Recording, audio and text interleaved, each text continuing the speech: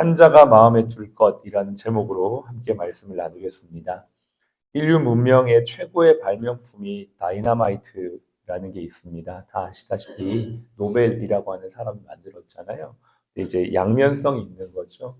이 다이너마이트를 통해서 엄청난 산업 현장에 그 획기적인 변화가 있었지만 또 한편으로는 수많은 사람을 살상케 하는 무기가 되어서 엄청난 이제 그런 발전과 죽음이라는 양면성을 가지고 있는 그런 발명품이 이 다이너마이트입니다. 이 노벨의 아버지가 발명가였고 아버지의 영향을 받아서 노벨도 이제 어린 때부터 발명을 했고 이러한 발명품을 발견을 하고 자기 스스로는 이것이 위대한 인류의 어떤 문화유산이다, 업적이다 이렇게 생각을 했는데 1888년도에 프랑스에서 한 부고 기사가 나오는데요. 그게 바로 이 노벨의 부고 기사가 뜨는 거죠. 결과적으로는 오보였습니다. 둘째 형이 죽었다라는 그 부고 기사였는데 그 부고장의 내용이 이렇습니다. 죽음의 상인 사망하다. 사람을 더 많이, 더 빨리 죽이는 방법을 개발해 부자가 된 알프레드 노벨이 어제 죽었다. 이 부고장에 나 있는 이 내용을 보고 자기의 죽음이 아니죠. 형의 죽음인데 그 부고장을 보면 충격을 받게 됩니다. 그리고부터 이제 완전히 삶을 바꿔야겠다라고 결단하면서 자신의 모든 사재를 털어 노벨상을 제정하게 되었고 그 이후에 이제 인류의 어떤 평화나 또 문화나 과학에 기여하고 이바지한 사람들에게 이 노벨상을 주게 되면서 이제 남은 생애를 그나마 아름답게 잘 마무리를 할 수 있게 되었던 것이죠. 스티븐 코비의 세계적인 책 성공하는 사람들의 7가지 습관을 보면 두 번째 습관이 이런 내용이 있습니다. 끝을 생각하며 시작하라. Begin with end in mind. 우리 마음속에 뭔가를 시작할 때 항상 끝을 생각하며 시작하는 것이죠. 오늘도 우리가 새로운 한 주를 시작을 하게 되었습니다. 2025년도 11월 마지막 주인데요. 시간이 얼마나 빨리 지나갔는지 모릅니다. 지금 우리는 어쩌면 끝자락에 서 있는데요. 2026년도를 새롭게 시작하는 이 시점에서 우리가 어떻게 또 2026년도를 살아가야 될지 좀 더 이제 생각을 미리부터 하면서 저와 여러분들의 묘비명에는 어떠한 기록이 남아 있을 수 있을까? 그런 생각을 하면서 오늘 함께 말씀을 나누기를 원합니다. 전도서 7장 말씀 다시 한번 보실까요? 1절에 보면 좋은 이름, 좋은 기름 이렇게 되어 있습니다. 참 많이 표현이 너무 멋있죠. 성경은 이제 문학적으로도 보면 참 멋있게 이렇게 표현되어 있는데 이름, 기름. 네. 무엇이 낫나? 좋은 이름이 낫다는 거죠. 내 이름이 어떤 이 세상에서 잘 먹고 잘 살고 부를 누리며 사는 것보다 명예로운 삶을 사는 것이 더 낫다. 그렇게 말하고 있고 죽는 날이 출생하는 것보다 낫다. 그리고 2절에는 초상집 가는 것이 잔치집 가는 것이 나으니 모든 사람의 끝이 이와 같이 됨이라. 성경은 말합니다. 모든 사람이 젊은 사람이나 부한 사람이나 유명한 사람이나 한결같이 죽을 수밖에 없다. 이것을 산자, 즉 살아있는 우리가 마음에 기억하며 살아가야 된다라는 것이 첫 번째 교훈입니다. 그런데 더 중요한 것은 이것이죠. 이거는 다 알고 있는 것 같아요. 살아있는 사람이 언젠가는 죽음에 이른다라는 거. 이거는 믿는 자든 믿지 않는 자든 다 아는 사실입니다. 근데 우리 그리스도인들이 꼭 하나 더 기억해야 될 것은 무엇이냐면 죽고 난 이후에 심판이 있다는 것입니다. 그렇죠? 많은 사람들이 죽음이라는 걸 알지만 죽으면 끝이지라고 생각합니다. 그러나 성경은 그렇게 말해주고 있지 않습니다. 죽고 난 이후에는 반드시 심판이 있고 그 심판의 종류까지도 알려주고 있어요. 크게 두 종류의 심판이 있죠. 하나는 백보자 심판이라고 하는 것입니다. 이것은 믿지 않는 자들이 받는 심판을 말하는 것이죠. 계시록에 보면 이런 내용이 있어요. 또 내가 크고 흰 보좌와 그 위에 앉으신 이를 보니 땅과 하늘이 그 앞에 피하여 간데 없더라. 또 내가 보니 죽은 자들이 큰 자나 작은 자나 그 보좌 앞에 서 있는데 책들이 펴 있고 또 다른 책이 펴졌으니 곧 생명책이라. 죽은 자들이 자기의 행위를 따라 책에 기록된 대로 심판을 받으니. 여기 보면 크고 흰 보좌라고 표현이 되어 있는데 이것이 바로 백보좌입니다. 이곳에서 모든 사람이 특별히 믿지 않는 사람들이 심판을 받게 되는데요. 그 심판 이후에는 영원한 천국과 영원한 지옥으로 나누어지게 됩니다. 또 하나의 심판이 있으니 그것은 바로 그리스도의 심판 때입니다. 이것은 하나님을 믿으며 살아온 사람들, 그리스도인들에게 내려지는 상급에 관련된 심판입니다. 구원은 모든 믿는 자에게 동일하게 주어지는 하나님의 은혜이지만 상급 심판은 행한 대로 믿는 자들이 이 세상을 살면서 행한 대로 받는 그러한 결산과 같은 심판이죠. 고린도 후서 5장에 보면 이렇게 말합니다. 그런즉 우리는 몸으로 있든지 떠나 있든지 주를 기쁘시게 하는 자가 되기를 힘쓰노라. 이는 우리가 다 반드시 그리스도의 심판대 앞에 나타나게 되어 각각 선악간에 그 몸으로 행한 것을 따라 받으려 함이라.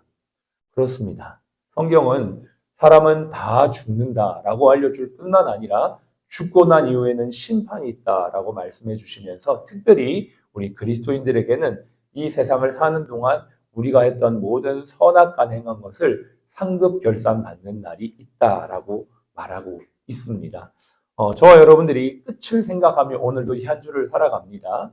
2025년도의 끝자락을 우리가 서 있으면서 2026년도를 살아가는데 우리의 생애가 주님 앞에 오늘도 결산의 때가 있다는 것을 기억하면서 이 하루, 이 한 주, 또 2025년 마무리하고 2026년도를 나아가기를 간절히 소원합니다. 임진왜란 일으킨 토요토미 히데요시, 여러분 너무나 잘 아시죠? 그가 그의 생애를 마무리하면서 그런 이야기를 했답니다. 자신의 묘지명에 이러한 기록을 남겨달라고 했는데요. 이슬처럼 왔다가 이슬처럼 사라지는 게 인생인가 보다. 살아온 한 세상이 봄날의 꿈만 같도다.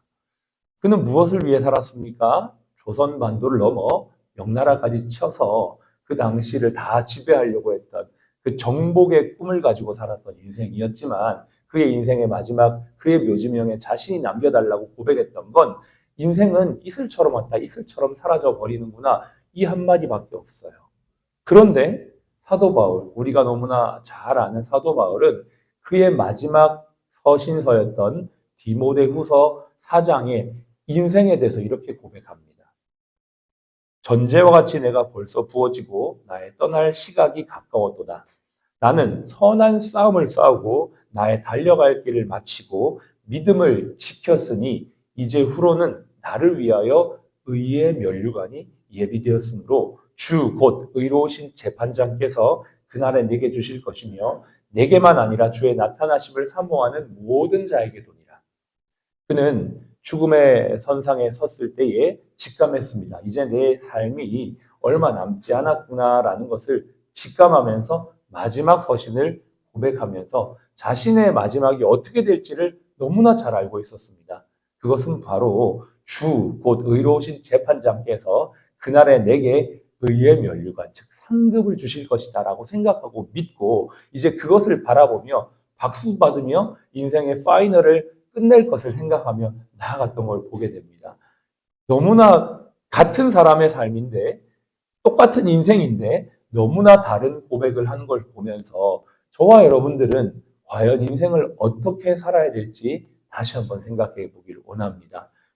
사도 바울은 사람의 인생에 대해서 표현하기를 인생을 제사라고 표현을 많이 했더라고요. 제사.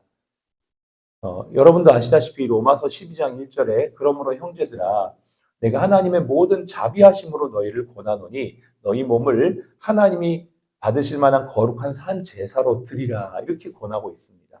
그는 자신의 삶도 제사라고 표현하고 이제 사랑하는 형제 자매들에게 동력자들에게 우리 삶을 하나님 앞에 거룩한 산 제사로 드리자라고 이렇게 고백을 하고 있는 것이죠. 그 고백이 지금 우리 모두에게도 동일한 도전인 줄로 믿습니다.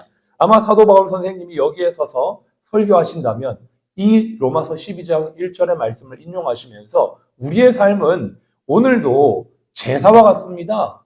하나님을 위해서 드려지는 삶입니다. 우리는 언젠가 그분 앞에 서게 될 것입니다. 그리고 우리의 삶이 주님 앞에 결산을 받게 될 것입니다. 그러므로 지금 우리의 삶, 하루의 삶을 매일매일 주님 앞에 제사와 같이 드립시다. 이렇게 우리한테 권면할 거예요. 그리고 그의 마지막 서신서 디모데후서에는 이 제사를 뭐라고 표현하냐면 전제라고 표현합니다. 이 전제는 어떠한 제사냐면 어떤 포도주나 독주를 하나님의 제단 앞에 부어서 드리는 제사를 말하거든요. 생각해보면 모든 사람들이 자기의 인생과 시간과 에너지를 어떠한 대상이나 어떠한 목표를 향해 붓는 자들입니다. 오늘도 세상에 많은 사람들이 자신의 시간을 무엇을 위해 붓습니다. 어떤 사람은 자기를 위해 자신의 시간을 붓고요. 어떤 사람은 명예를 위해 자신의 노력을 붓고요. 어떤 사람은 자신의 건강을 위해 에너지를 쏟아붓고요. 또 자신의 행복한 삶을 위해 물질을 쏟아붓고요. 무엇인가 어딘가에 다 하나같이 쏟아붓는 것이 인생이다라는 것이죠. 정말 이 사도 바울의 고백이 자신의 삶이 전제와 같다라고 하는 것뿐만 아니라 모든 사람의 인생이 그와 같다라고 표현하는 것으로 저는 다름 아니라고 생각을 해요. 저와 여러분들의 삶이 전제와 같다면 그렇다면 저와 여러분들 오늘 무엇을 위해 누구를 위해 우리의 인생을 쏟아붓고 있습니까?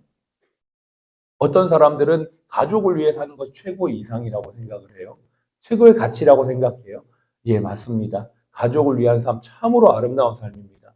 어저께 예배를 드리면서 저희 막내딸이 감사 제목을 썼는데 그 감사 제목 네 번째가 제 마음을 울컥하게 했습니다.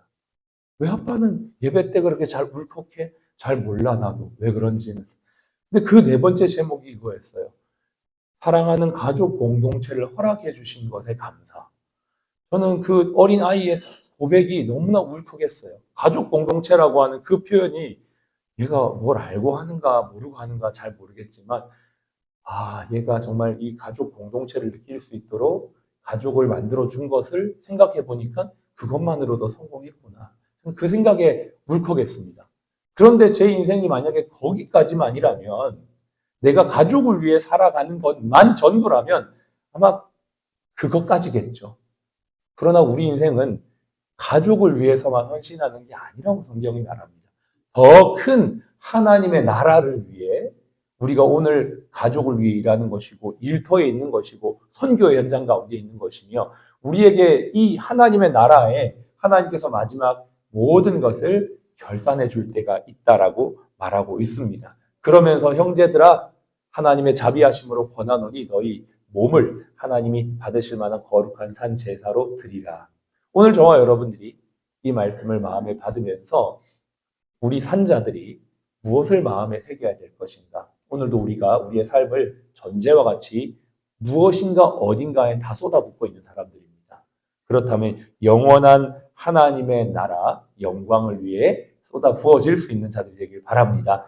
지난주 우리 목요일에 말씀 나눈 것처럼 예수님께서 또 자신의 삶을 향기로운 제물로 드렸고 마리아도 향유옥합을 깨뜨려 예수님의 발에 부어 드린 것처럼 그리고 그의 헌신과 섬김을 예수님께서 오는 세대 가운데 잘 전하라고 말씀하셨던 것처럼 저와 여러분들이 오늘 이 하루를 살아가면서 주님께 드려지는 전쟁과 같은 삶으로 나아갈 수 있기를 축복합니다. 끝을 생각하며 오늘 한 주를 시작합니다. 2025년의 마지막을 향해 달려가고 있는데요. 우리 인생의 끝, 묘지명에는 어떤 이야기가 남겨지기를 원하십니까? 그것을 생각하면서 후회 없이 부어드리며 살았던 사람이 여기에 누워 있노라. 그렇게 기록되어질 수 있는 저와 여러분의 삶이 되시기를 주의 이름으로 축복합니다. 기도하겠습니다.